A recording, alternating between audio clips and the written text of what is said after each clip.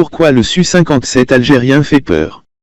Cet encerclement aérien que l'OTAN croit avoir imposé à l'Algérie, avec un Mali dont le ciel est désormais contrôlé par les entreprises israéliennes, une Libye où Al-Wali sert de base aérienne à l'OTAN et un Maroc qui a normalisé avec l'entité sioniste rien que pour faire annexer son armée par Tsahal, a-t-il une quelconque chance de faire reculer l'Algérie?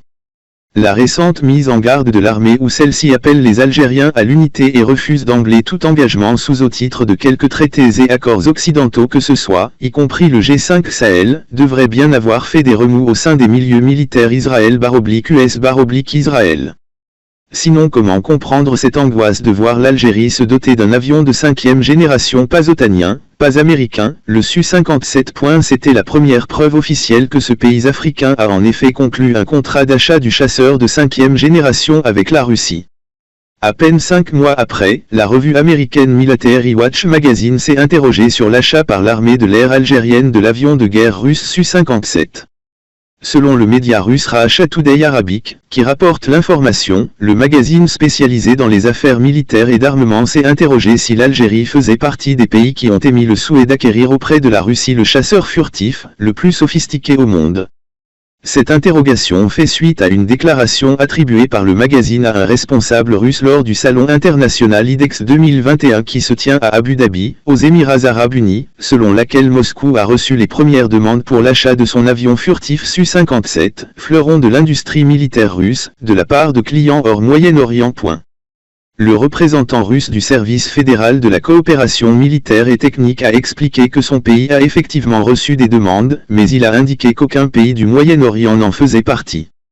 Il a ajouté que cela ne signifiait pas que ces pays n'étaient pas intéressés par ce modèle. Le magazine américain a estimé qu'il est probable que l'Algérie, connue pour ne pas trop communiquer sur ses nouvelles acquisitions militaires, soit le premier client étranger à se doter du Su-57 pour moderniser et développer sa flotte militaire aérienne. Military Watch a ajouté il existe des indices qui tendent à confirmer que l'Algérie pourrait avoir commandé 14 avions de ce type. L'Algérie, plus grand client de la Russie aux côtés de l'Inde, ne divulgue ses acquisitions militaires qu'une fois que celles-ci entrent en fonction sur son territoire, a souligné la revue spécialisée. Le magazine américain rappelle que d'autres pays espèrent pouvoir se doter de ce bijou technologique, à l'instar de l'Inde, du Vietnam et de la Malaisie et que l'avion furtif Su-57, dernier né de Sukhoi, est l'un des principaux constructeurs d'avions militaires russes, équipés des dernières technologies électroniques et informatiques, a commencé à être fabriqué en 2019 et que l'armée de l'air russe a reçu le premier exemplaire en décembre 2020. Il prévoit une accélération exponentielle de la production à partir de 2027 avec des améliorations en termes d'intelligence artificielle et de missiles balistiques supersoniques. Et bien par tous ses clients aucun ne fait autant peur aux USA que l'Algérie dont l'armée échappe totalement à son contrôle. Pourquoi le Su-57 algérien fait peur?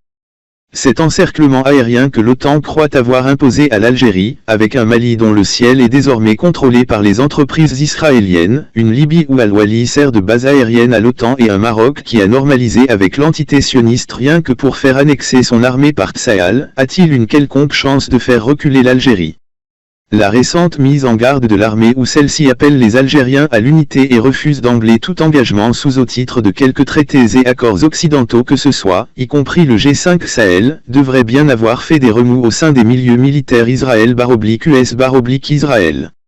Sinon comment comprendre cette angoisse de voir l'Algérie se doter d'un avion de 5e génération pas otanien, pas américain, le Su-57. C'était la première preuve officielle que ce pays africain a en effet conclu un contrat d'achat du chasseur de 5e génération avec la Russie.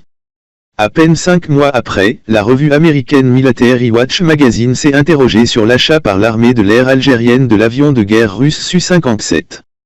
Selon le média russe Racha Today Arabic, qui rapporte l'information, le magazine spécialisé dans les affaires militaires et d'armement s'est interrogé si l'Algérie faisait partie des pays qui ont émis le souhait d'acquérir auprès de la Russie le chasseur furtif, le plus sophistiqué au monde. Cette interrogation fait suite à une déclaration attribuée par le magazine à un responsable russe lors du Salon international IDEX 2021 qui se tient à Abu Dhabi, aux Émirats arabes unis, selon laquelle Moscou a reçu les premières demandes pour l'achat de son avion furtif Su-57, fleuron de l'industrie militaire russe, de la part de clients hors Moyen-Orient. Le représentant russe du service fédéral de la coopération militaire et technique a expliqué que son pays a effectivement reçu des demandes, mais il a indiqué qu'aucun pays du Moyen-Orient n'en faisait partie. Il a ajouté que cela ne signifiait pas que ces pays n'étaient pas intéressés par ce modèle.